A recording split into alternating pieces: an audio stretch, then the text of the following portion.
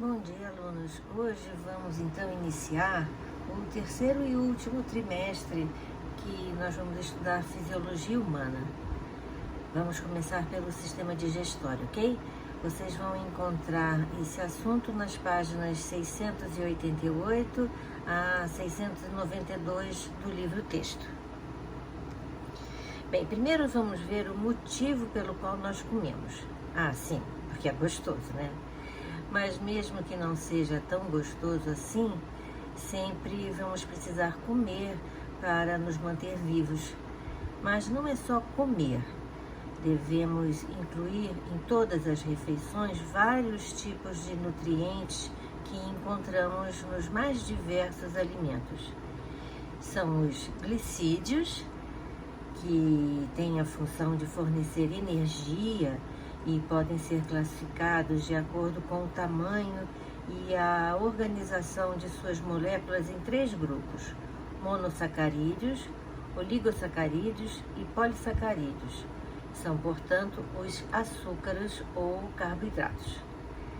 Temos também os lipídios, que são as gorduras, moléculas insolúveis em água e são formadas a partir de ácidos graxos e glicerol.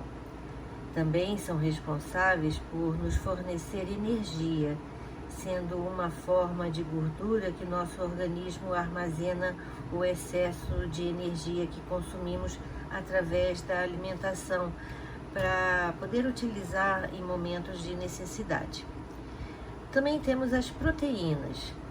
Proteínas são um composto de um conjunto de aminoácidos e determinam a forma e a estrutura das células e que também coordena quase todos os processos vitais, como reparos de danos celulares e etc.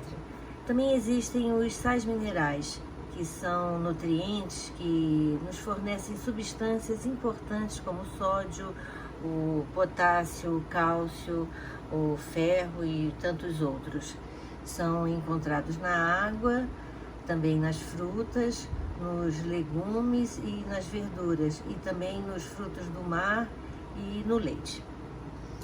Nós também temos que beber água, que além de distribuir os nutrientes pelos diferentes órgãos do corpo, ajuda a regular a temperatura do corpo, a eliminar toxinas através da urina e da transpiração e a estimular o trânsito intestinal. Nós aqui em Brasília devemos estar sempre atentos à necessidade de beber pelo menos 2 litros de água por dia, principalmente nesse período de seca pelo qual estamos passando, né? Também temos as vitaminas, que são substâncias orgânicas que o corpo necessita em pequenas quantidades, que são indispensáveis ao funcionamento do organismo, já que são essenciais para manter o sistema imunológico saudável.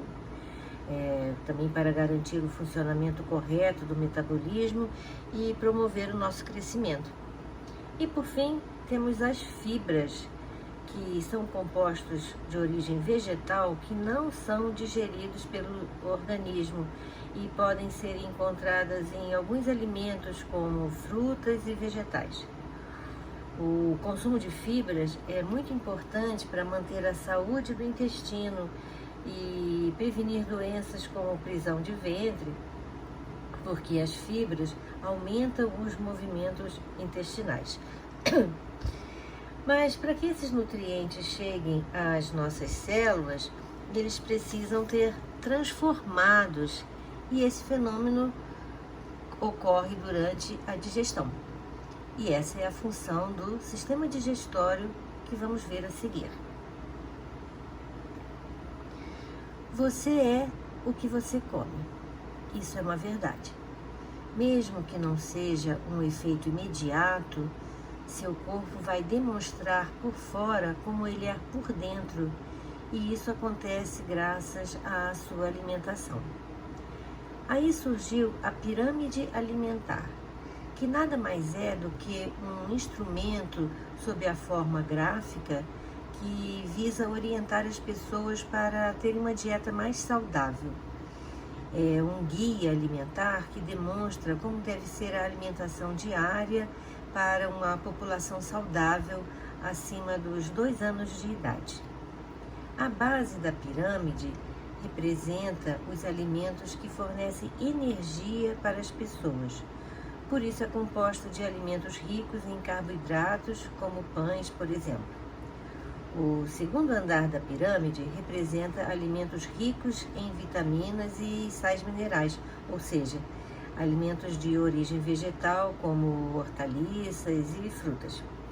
O terceiro andar é ocupado pelas fontes de proteínas, como carnes, leites e ovos, e também por leguminosas, como o feijão, a lentilha e a vagem. Por último, o topo da pirâmide, que é ocupado pelos óleos e gorduras e pelos açúcares, os maravilhosos doces. Reparem que a pirâmide também recomenda as porções diárias de cada categoria de alimento.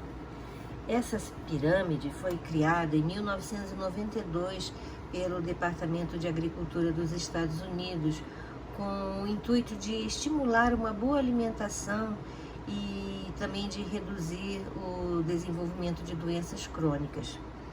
E no Brasil, ela foi adaptada em 1999 por pesquisadores da USP, que a adaptaram aos hábitos alimentares da população brasileira. Por exemplo, foi incluído o arroz integral, as folhas verdes escuras, peixes como o salmão e também a castanha do Pará. Na pirâmide alimentar atual, que é de 2005, foi acrescentada à sua base a prática de atividade física para a manutenção de um peso saudável e uma adequada hidratação. A regra de ouro da pirâmide alimentar atual é: prefira sempre alimentos in natura ou minimamente processados. Opte por água, leite e frutas no lugar de refrigerantes. Prefira alimentos caseiros, dispensando os alimentos industrializados. Como eu falei, mesmo que não seja de imediato, seu corpo vai lhe mandar a conta se você abusar de uma alimentação não saudável por anos seguidos. Pense bem, o bom é viver muitos anos de uma forma saudável. Lógico que sem neuras, mas com inteligência e bom senso. Mas de nada adiantaria ingerir uma alimentação saudável, toda controlada, se não pudéssemos absorver os nutrientes de que precisamos. Então, aí entra a função do sistema digestório, que é prover o organismo de água e nutrientes que suprem as necessidades energéticas do animal. Porque quando ingerimos os alimentos, eles se encontram no estágio de grandes moléculas. Durante o processo digestivo, vamos conseguir então moléculas menores e finalmente no processo absortivo, esses nutrientes serão absorvidos e aí utilizados pelas células para as mais diversas funções.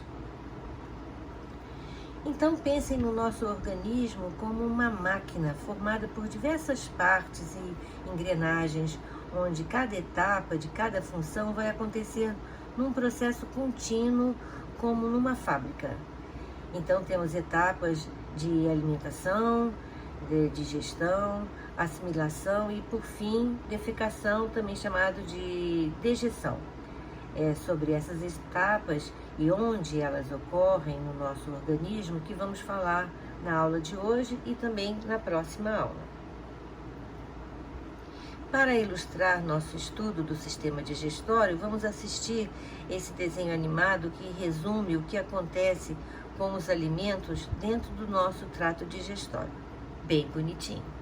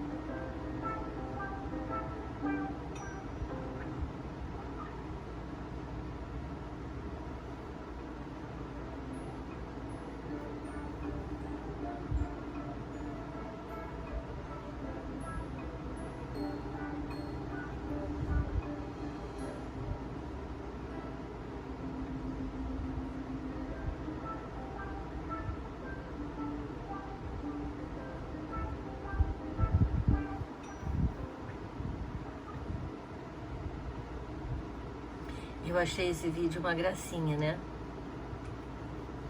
Vamos ver então a anatomia do sistema digestório.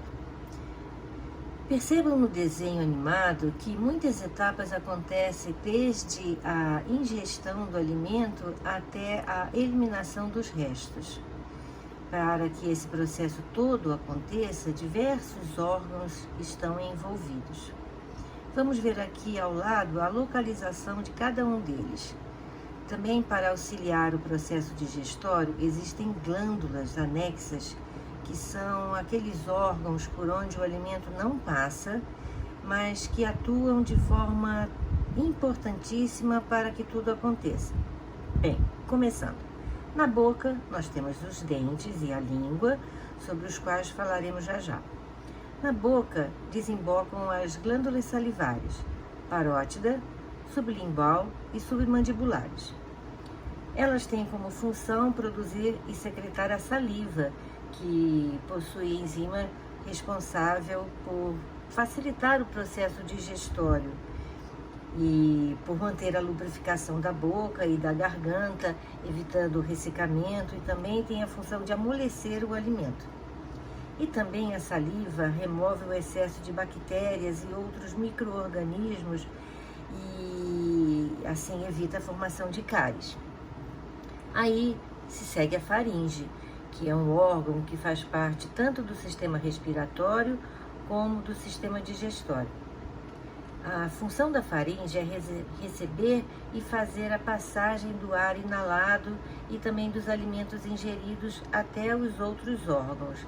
A faringe tem aproximadamente 12,5 centímetros e é revestido por musculatura.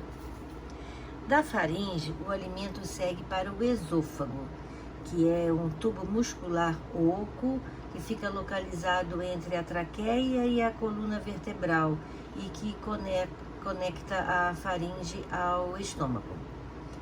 O esôfago tem musculatura lisa, isto é, de contração involuntária. Nenhum processo digestório acontece nessa etapa. O alimento só desce em direção ao estômago. Aí o alimento chega ao estômago, que é um órgão semelhante a um saco que possui um volume de aproximadamente 50 mililitros, quando está vazio, mas pode chegar a 4 litros de capacidade, porque ele se expande. Aí acontecem vários fenômenos que veremos detalhadamente ainda nesta aula. Do estômago, o alimento chega ao intestino delgado. De mais ou menos 6 metros de comprimento e paredes finas, é aí que ocorre ainda a digestão de alguns alimentos e também a absorção dos nutrientes. Vamos voltar também a esse tópico na próxima aula, ok? No intestino grosso é onde acontece a última etapa do processo digestório e também a formação da massa fecal. O intestino grosso tem aproximadamente 1,5 metro de comprimento e nós também voltaremos a falar sobre ele mais para frente.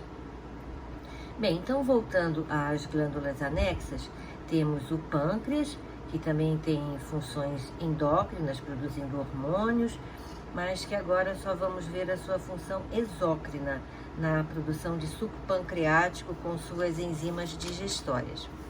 E por fim, o fígado, com suas múltiplas funções, dentre elas produzir a bile, que será armazenada na vesícula biliar, essa bolsinha verdinha aqui embaixo do fígado.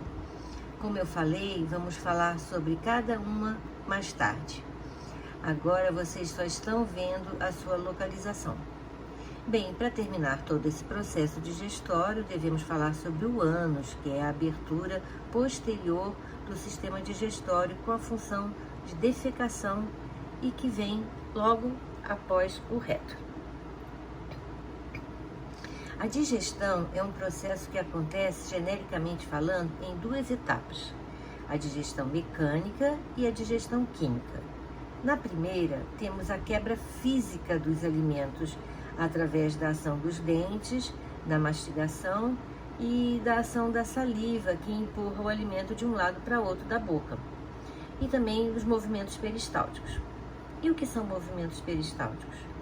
São ondulações involuntárias a partir do esôfago até o reto, que misturam o alimento aos sucos digestórios e também impulsionam o alimento através do trato digestório.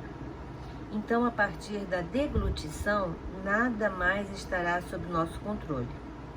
Na boca, dizemos que o alimento mais a saliva se chama bolo alimentar e ele vai seguir o seu curso normal.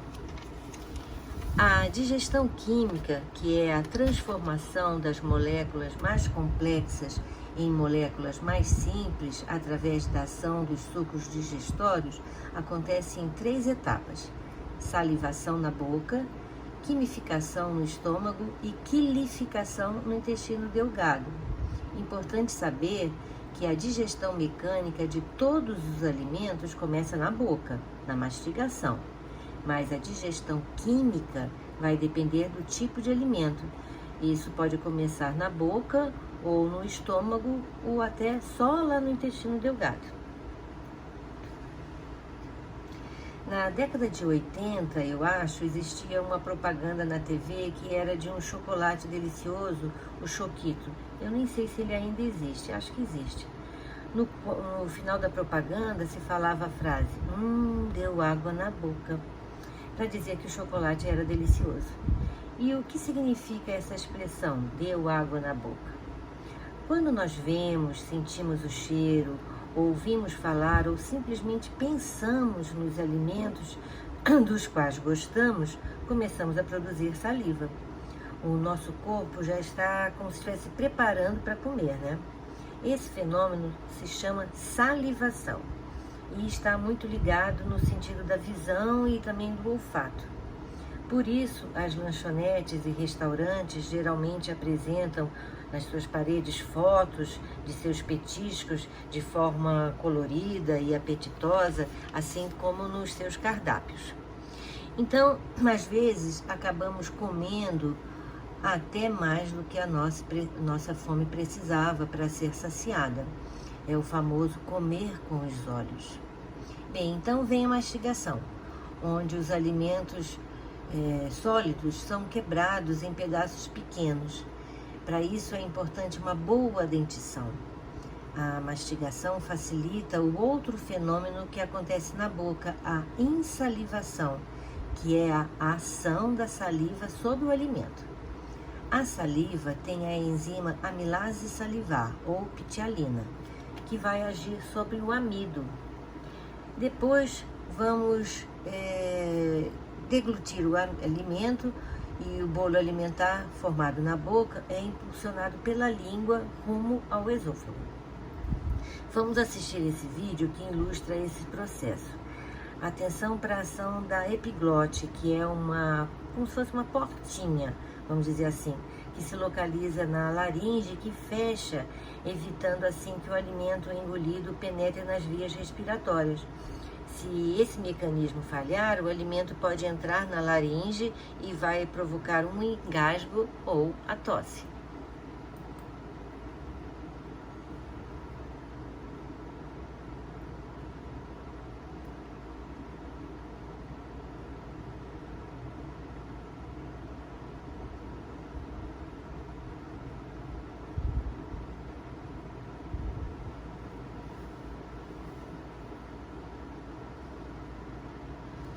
Vejam aí a ação da epiglote, que fechou a passagem para o sistema respiratório, abriu a passagem para o sistema digestório. Então vamos começar pela boca. O pH da boca, isso é, da saliva, é 7, ideal para a ação da enzima pitialina. Aí, misturado à saliva, o alimento agora recebe o nome de bolo alimentar, como eu falei. Aí, na boca, inicia a digestão química dos carboidratos, quebrando-os em fragmentos menores, denominados destrinas. O prosseguimento dessa ação enzimática leva as destrinas a transformar-se no disacarídeo maltose, mas que ainda não pode ser absorvido. Então, vocês já perceberam que a digestão do amido, digestão química do amido, começa na boca, mas que ainda não acabou. Aí, repetindo, o bolo alimentar vai para o esôfago, onde é empurrado pelos movimentos peristálticos rumo ao estômago. Para isso, a epiglote fecha a entrada do ar, deixando passar o bolo alimentar. Como eu falei, no esôfago, nada de digestão química, tá? Somente movimentos peristálticos que fazem parte da digestão mecânica, que vai empurrar o bolo alimentar para o estômago. Chegando ao estômago, vão acontecer os dois fenômenos mecânicos pela ação dos movimentos peristálticos da musculatura do órgão e químico pela ação das enzimas. Agora, misturado ao suco estomacal e às enzimas, o bolo alimentar recebe o nome de quimo. Para entrar no estômago, o bolo alimentar precisa que o esfíncter cardíaco se relaxe. O esfíncter cardíaco, ou cárdia, é um músculo na entrada do estômago, isto é, na ligação do esôfago com o estômago. Ele permite, quando está relaxado, que o bolo alimentar entre no estômago e, quando contraído, que os ácidos do estômago não voltem e subam pelo esôfago, o que é uma proteção muito importante. O chamado refluxo deve ser tratado porque ele danifica a parede do esôfago. Então, a cárdia tem que se fechar para impedir que os sucos estomacais voltem, subam e vão para o esôfago e causem problemas, né? Vamos falar um pouquinho sobre isso. O estômago, como veremos já já, tem uma proteção em suas paredes contra a ação dos ácidos que ele mesmo produz, mas o esôfago não tem. Então, se repetidas vezes o quimo ácido voltar em direção ao esôfago, este pode ter suas paredes feridas, formando as chamadas úlceras esofágicas. Certamente vocês já tiveram uma experiência bem desagradável de vomitar, né? Nossa, é terrível. E por que é tão desagradável? Bem, primeiro, porque vocês só vomitam se estiverem com algum mal-estar, que por si só já é horrível. Mas para vomitar, nós temos que vencer os movimentos peristálticos, sobre os quais não temos controle. E para isso, a ânsia de vômito tem que ser forte o bastante para fazer o alimento subir em direção à boca. Aí, quando a gente vomita, começamos a sentir uma ardência na garganta, né? E essa é a ação do ácido clorídrico, do quimo, sobre a nossa faringe, que não tem proteção também. Se a pessoa tem crises de vômitos periodicamente, esse ácido pode, e certamente o fará, causar ferimentos na parede do esôfago e também estragar o esmalte dos dentes.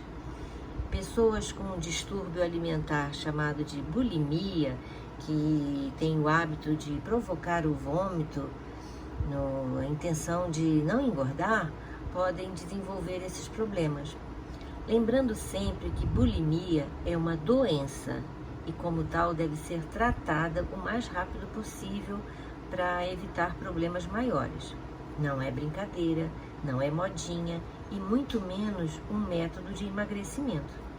Se vocês conhecem alguém com esse distúrbio, aconselho a procurar um médico, uma ajuda. Não critiquem, ajudem.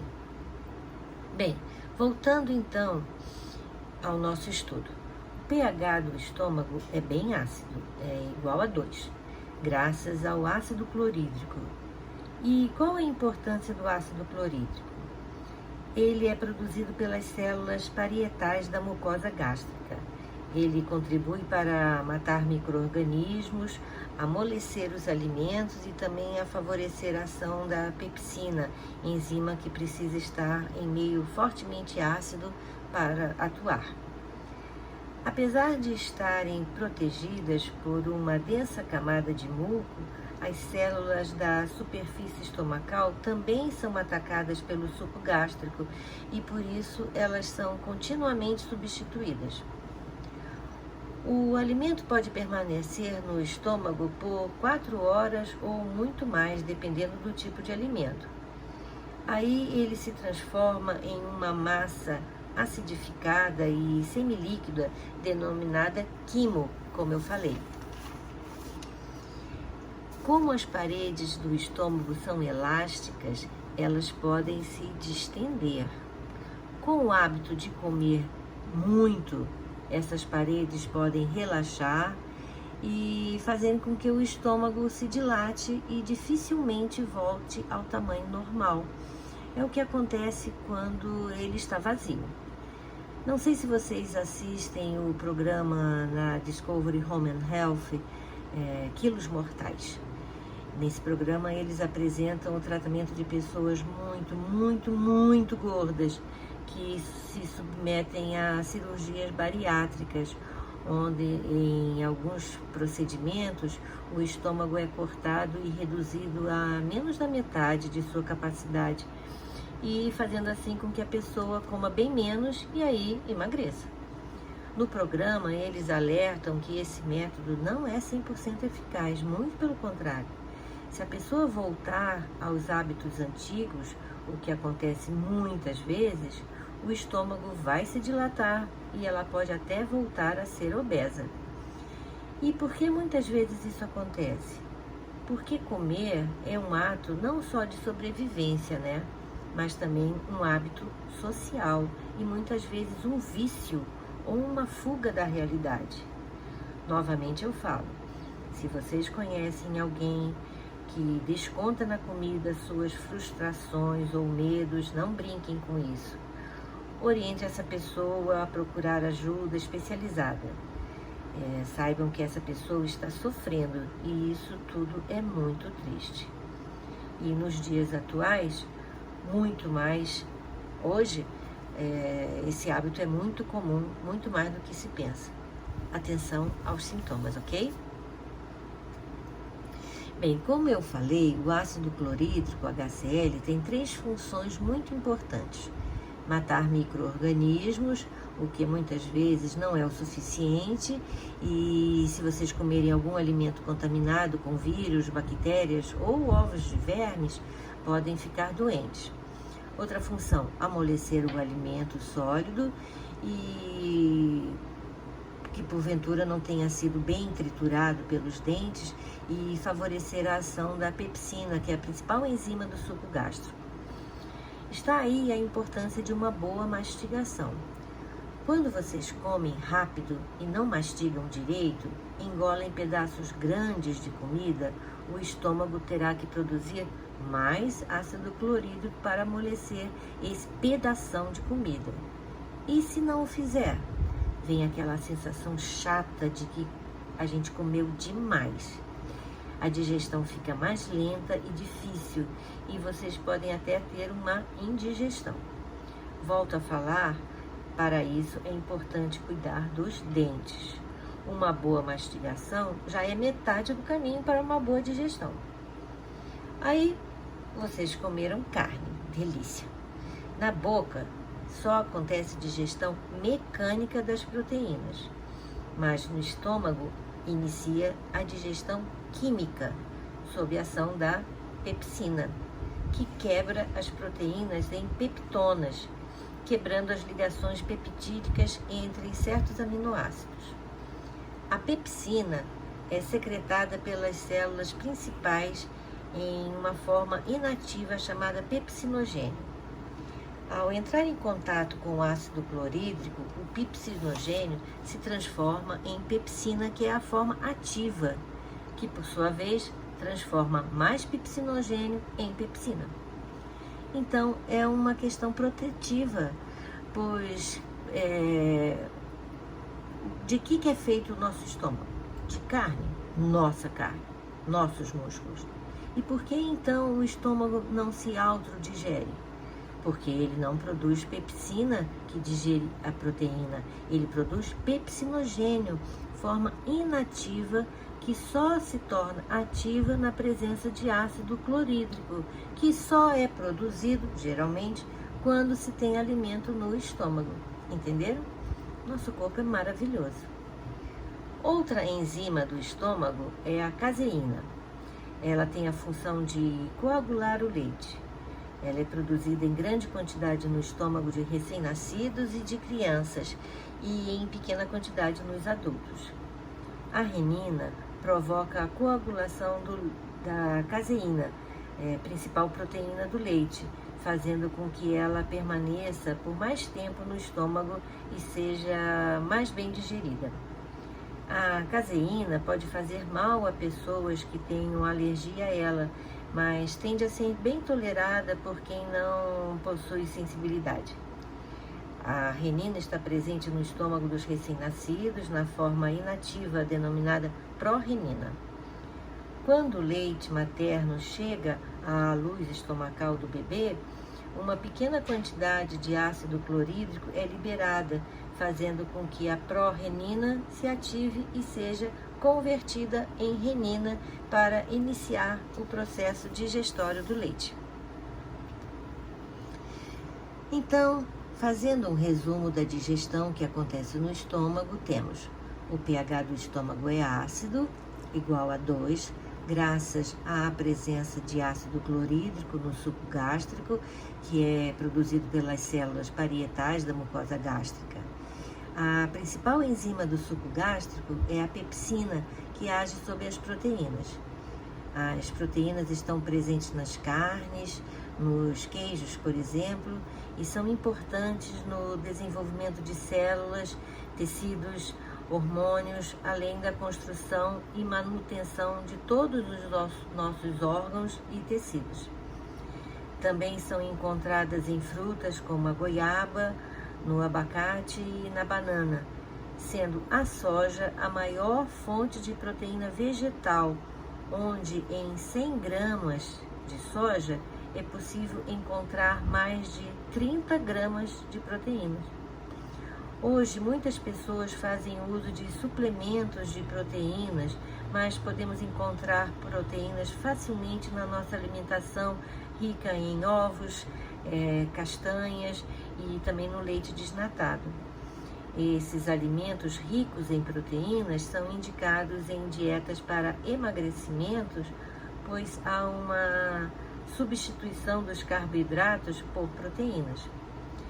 Através disso, ocorre redução na gordura corporal, hipertrofia e aumento da saciedade. Mas como qualquer outra prática alimentar fora do normal, vocês sempre devem procurar o auxílio de um profissional do ramo, um nutricionista ou um nutrólogo. A internet está cheia de dicas de emagrecimento e ganho de massa magra, tão almejado principalmente pelos jovens atualmente, né? Mas muitos desses conselhos não devem ser seguidos sem acompanhamento especializado. Lembre-se, sua saúde é muito valiosa. Cuide-se. Investir na saúde é muito mais eficiente e muito mais barato do que investir na doença, ok? Bem, alunos, por hoje é só. Percebam que nós hoje só começamos a falar da digestão dos carboidratos e das proteínas. O processo continua na próxima aula, ok? Então, até a próxima!